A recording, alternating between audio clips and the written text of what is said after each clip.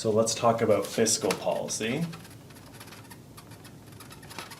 So fiscal policy is just changes to government policy in the sense of changes to capital G or T, the taxes. So changes in government spending or taxes.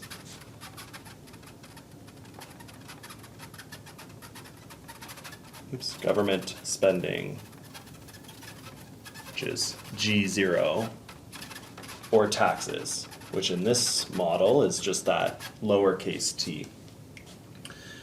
So that's how we're thinking about fiscal policy here. If the policy is designed to keep the economy around Y star. Remember, Y star was potential output. You might call it stabilization policy.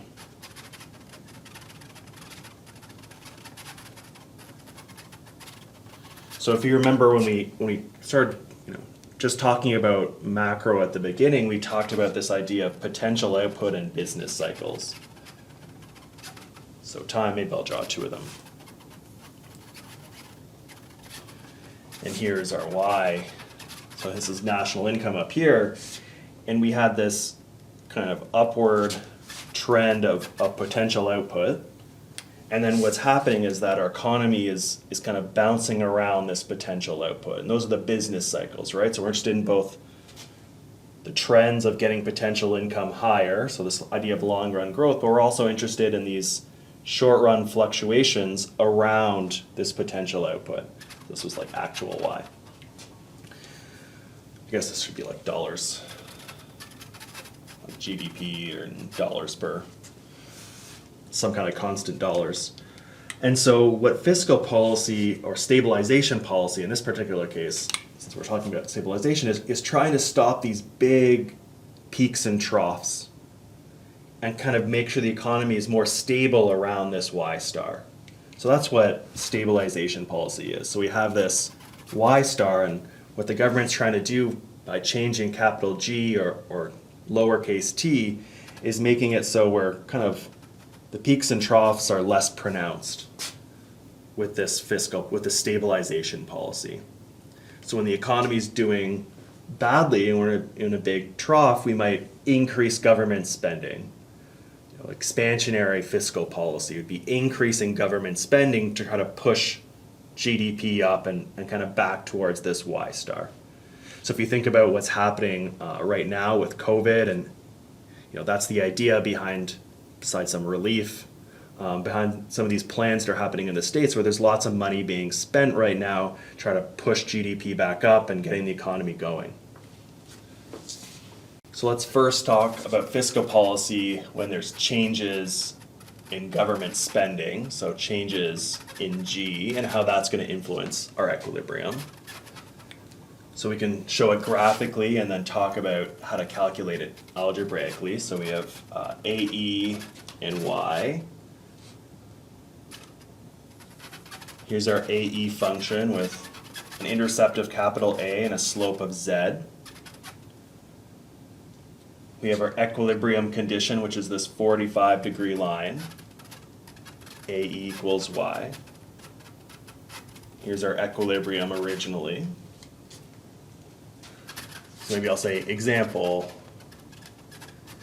G0 increases. So the government has this expansionary fiscal policy. So expansionary means they're increasing it. And so remember, A is equal to A plus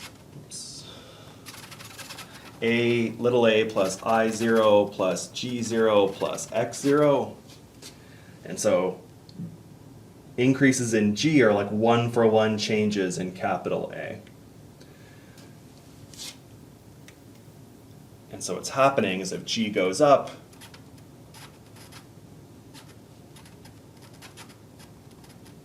capital A is going up by the same amount. And again, we just see where it crosses this equilibrium condition to figure out what equilibrium was. So that's a change in G, and this is the subsequent change in y. These should have the same slope. I mean, it looks a little off, but it's not influencing the slope, right? Z equals b times 1 minus t minus m. G doesn't come anywhere in that slope, so these lines should be parallel. Sorry if they look a bit off, because this change should be smaller than this change, so it just looks a little bit weird. So algebraically, remember, to understand how changes in the intercept are going to influence equilibrium, we can use that simple multiplier. We could recalculate the model with the new level, but we could also just use the simple multiplier. Remember, the simple multiplier is a change in y over the change in a equals 1 over 1 minus z. Know why that looks so off? 1 over 1 minus z. This is the simple multiplier. And so if we want to understand the change in y from a change in g, change in y equals the change in g times that simple multiplier, because that equals the change in a.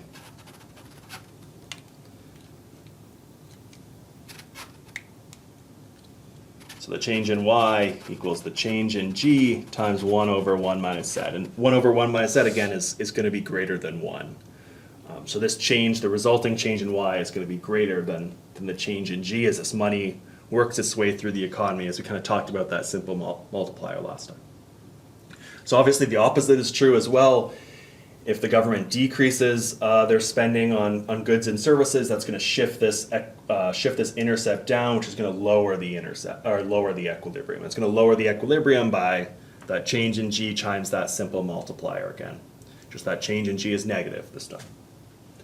Okay, so that's how changes in government spending work. Now let's talk about fiscal policy as it relates to changes in tax rates. So it's going to influence, this is where t is here, so it's going to change our slope. So let's talk about that. And we can just discuss this idea of demand-determined economy and how we're really holding prices constant. We really need to think about allowing price levels to change. All right, so the second kind of fiscal policy was changes to the tax rate. And in this case, in our baseline model, before we make any changes, the tax rate is just t, right? This is that net tax rate. So if we draw our equilibrium, or AE function and equilibrium, intercept of that AE function is capital A and the slope is Z. We have this equilibrium condition, this 45-degree line. It should be a straight line. AE equals Y.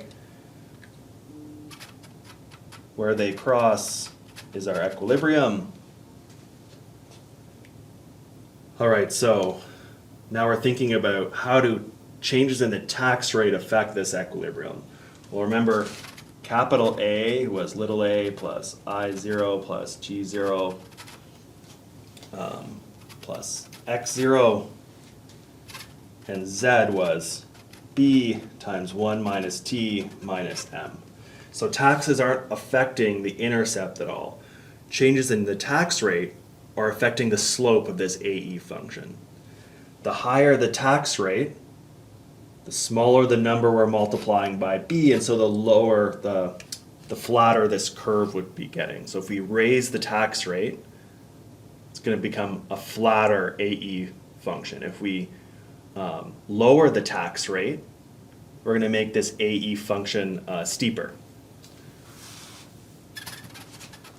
So an increase in T is going to flatten the AE curve. A decrease in T is going to steepen the AE curve, or make it steeper, AE curve. So for example,